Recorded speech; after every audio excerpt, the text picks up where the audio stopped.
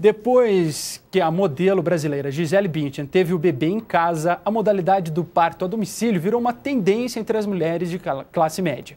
Mas em muitas regiões do Brasil, o parto a domicílio não é uma novidade, e sim uma necessidade. Isso porque faltam postos de saúde e hospitais, principalmente na Amazônia. E é nesses casos que entram em ação as parteiras tradicionais. Essa semana, elas vieram em peso a Brasília para reivindicar reconhecimento da profissão. E para a gente entender melhor o que elas querem, vamos agora ao Salão Verde, onde está a repórter Hanna Costa. Hanna, que tipo de reconhecimento as parteiras estão pedindo? Olha, Tiago, elas querem fazer parte do quadro de profissionais do Ministério da Saúde e, com isso, ter direito a salário e aposentadoria como parteiras tradicionais. Eu vou conversar com a Paula Viana, do Grupo Curumim, que reúne parteiras de todo o Brasil. Paula, como é que é hoje a situação das parteiras? É possível viver apenas dessa profissão? Olha, muitas vivem dessa profissão, né? E não recebem nenhum benefício, nenhum apoio. Hoje, atualmente, a situação é bastante precária. As parteiras tradicionais, em geral, trabalham em lugares muito isolados e não têm apoio, muitas vezes, das secretarias municipais de saúde para o seu trabalho. Ou seja, material adequado, a reposição desse material, um sistema de transporte que faça com que, se o parto complica, ela possa levar e encaminhar rapidamente, né, para um hospital de referência.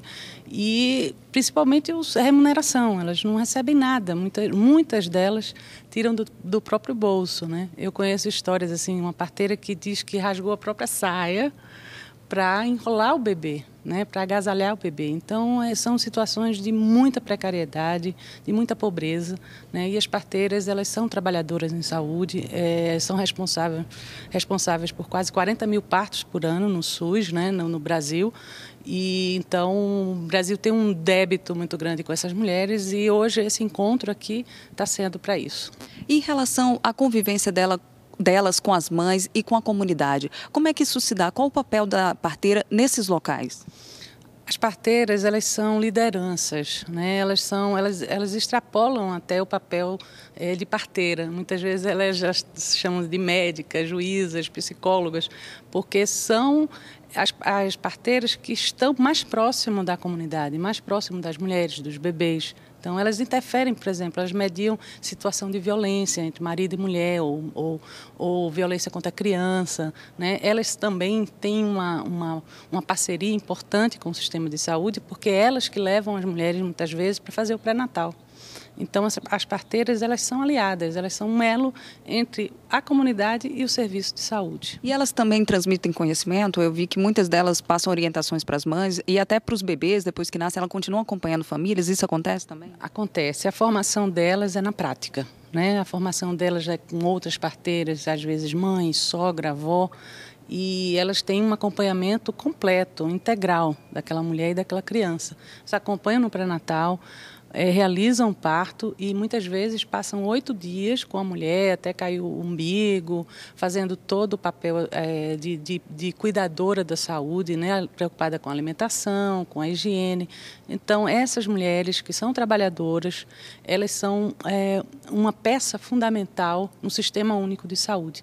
E por isso que elas precisam de apoio e precisam de reconhecimento. Então fala um pouco dessa reunião de vocês hoje, né? Que tipo de documento, que tipo de reivindicações vocês vão fazer e como vocês pretendem conseguir que o Ministério da Saúde ofereça isso que vocês precisam, esse suporte, esse reconhecimento? Olha, o Curumim tem parceria com o Ministério da Saúde há uma década, né? De 2000 a 2010 a gente desenvolveu vários projetos em 15 estados no Brasil e hoje, esse encontro, ele culmina, né, um processo que foi de trabalhar de formiguinha, de ir no município, de ir em cada estado.